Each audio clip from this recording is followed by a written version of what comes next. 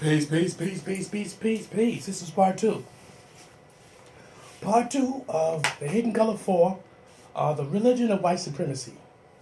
It's powerful. I'm not here to show you the whole thing. I'm here to help you understand, and those who don't understand, what do white supremacy means. Because a lot of our Nubian people or melanin people don't understand the concept and how powerful, and might I add, the most powerfulest conception on the planet is real. So, further ado, this class is based on to learn and to understand the religion of white supremacy. We're going to pick parts out. So let's get into it.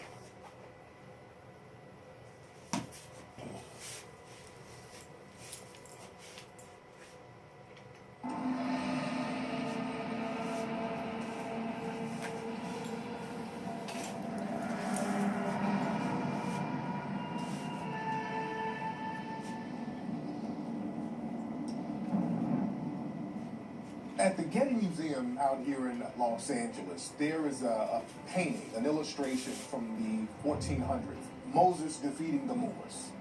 And in the illustration, you see African people who are the Moors in Europe ruling. They're in a castle and they're battling white Europeans.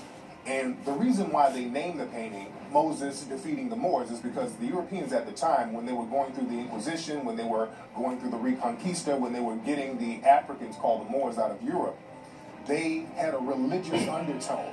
And what they would do, they would draw stories from the Bible and tie that into their current struggle. And that's one of the things that gave them so much momentum. There was a religious undertone to it. The Africans of Europe originally the Moors came out of North Africa, out of the area that's known as Morocco. Ruled that area called the Iberian Peninsula for centuries. And it's interesting because what most people don't realize is that the Moors had brought to Western Europe, before Europe even had developed the technologies to do a lot of the things that they had done. And when the Moors had been defeated in 1492, that expulsion of the Moors, they had moved into areas that were now considered Western Europe.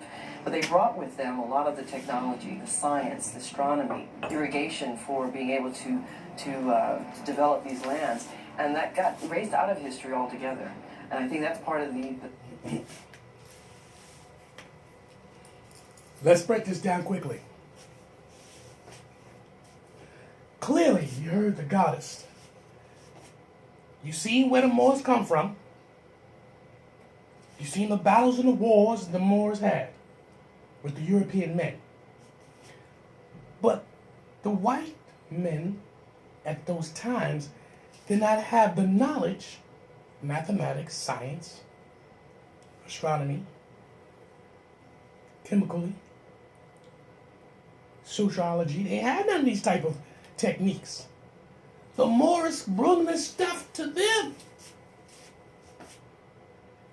So eventually, we probably could say about a couple of hundreds of years, when the European men decide to, or not decide to, put it this way, men that were properly thinkers, that were able to be able to think and become scientists and become some type of genius, eventually was going to happen. But they didn't notice in the beginning. And this clearly would tell you facts. Do your research now. Remember, I always tell you that. So you can cross-reference. Facts.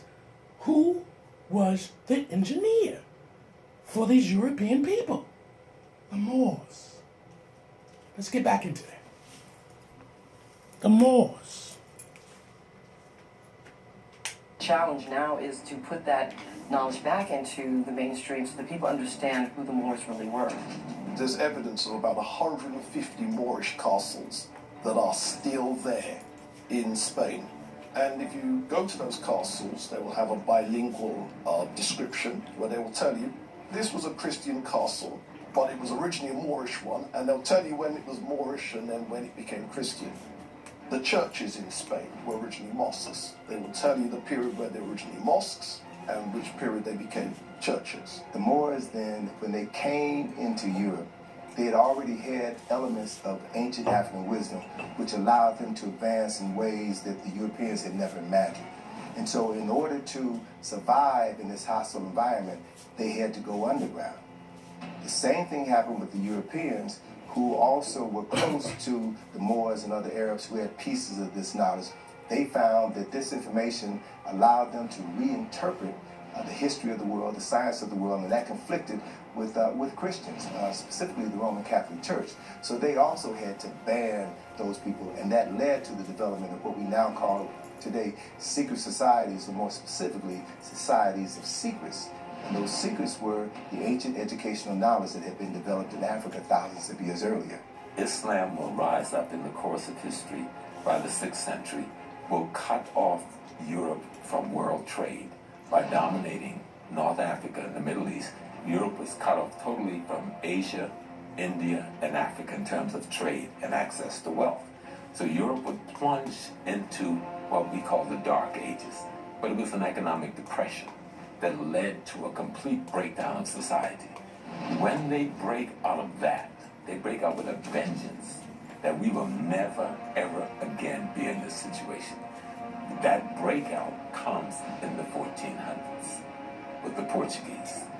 And they will wreak vengeance on the rest of the world to control trade routes, economic territories. Where is the wheat grown? Where is the gold? Where is the barley? We will get control of these things because we will never be caught in the Dark Ages again. In Cuba, they have a Spanish dish. It's called Moros y Cristianos, which means Moors and Christians. And this dish consists of white rice, which is the white Christians, and black beans, which represents the black Moors. So this theme of a racial battle disguised as a religious battle, that's still in popular culture today. When you conquer a civilization, you're actually conquering their God. Because what do? You change the name of God once you change their religion, once you change their culture. So the name of God is based upon how you create God. In other words, my perception of God now rules. It's initially a... Now, class, understand what was just told. Understand. With Dr. Phil Valentine,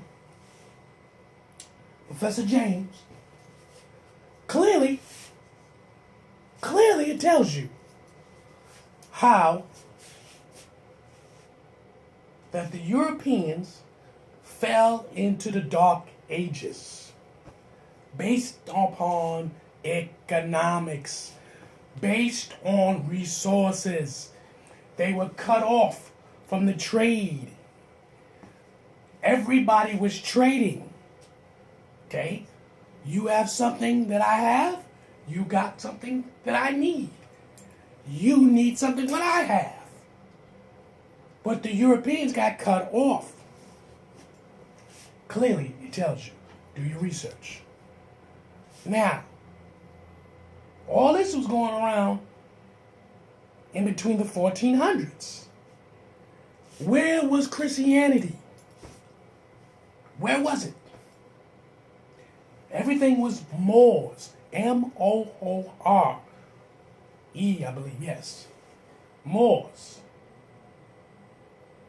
Based on that factor, how the Moors, which they came from South Africa, or either South or West Africa, conquered it. But they didn't conquer to be evil. It was conquered for development. Pay attention. Development. When the Moors went to Europe, it was to show them how to live properly. Understand this. But when the Europeans fell in plumber, had nothing to do with the Africans or the Moors. They were cut off. But when they rose again, they rose with a vengeance. They didn't come back over to be friends with anybody. They came back to destroy and to take. Understand this philosophy, what's going on here. So you get a better understanding where all this racism, this religion is coming from. I have showed y'all in many of my posts, religion, many different religion institutions come from the 1800s. Let's get back into this real quick.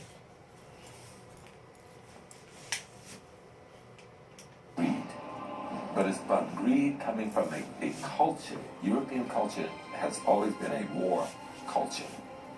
Going back as far as you can go back to the farthest Germanic tribe, to the Vikings, the culture has been based on dominance, destruction, and death. And if you can carry that out against another people, you were the victim. They did not have a religious concept where the value of human lives was significant in the way Africa and Asia put human life first and dominance second. The oldest human beings on this planet came from Africa. And as these Africans migrated out of Africa and traveled northward, they were trapped behind a wall of ice during the Wormian Ice Age 40,000 years ago. And through the process of speciation, they lost their melanin, became so-called European or Caucasian.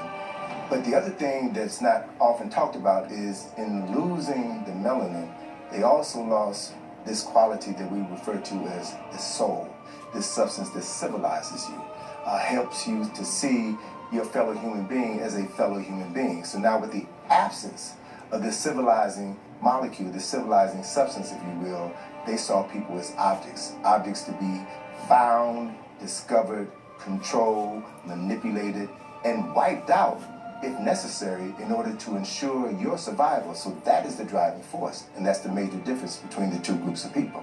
Millie Fuller came up with a book called The Compensatory Code Concept, which he... Now the reason why I stopped this here is because I've shown you this book plenty of times. The United States Independence Compensatory Code System Concept. Millie Fuller. I've showed you the book. I have the book. Okay? But let's get an understanding. What Professor James is talking about. Professor James, another brother, was talking about. Based upon scientific fact, when I tell y'all, when you do your research, you need to get prepared to get deep. Go down the rabbit hole to understand your history. I told you it will get ugly. If you can't handle the truth, it's no need to you even be trying to understand anything. Because the truth is going to hurt. Civilization started from Africa. Certain African nations, groups of people, travel north. We know why they travel north, for resources. They try for resources to find a new place to live. But obviously, you hear in this document just tell you clearly, they got trapped in the ice ages. They got trapped. When you get trapped, scientifically, we use a small example. If you stay in the house all summer long, all summer, don't go out. Keep all the lights, the sun rays from coming in the window. I guarantee you, you will get light naturally because you're not getting no kind of vitamin intensity, no sun rays coming to your body. You will begin to lose that. Well, when they got trapped in the ice and in them caves, these are black people who got trapped in the caves, and the ones who survived, who was be able to survive, and the melanin dropped off, which basically the newborns came, babies started, they was having babies, and their babies started getting lighter and so on and so forth. Because you're in a cold climax, you was mostly clouds. Understand the factor. When these people survived, they was a totally different type of people. Clearly tells you this.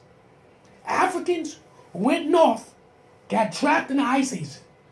Scientifically fact.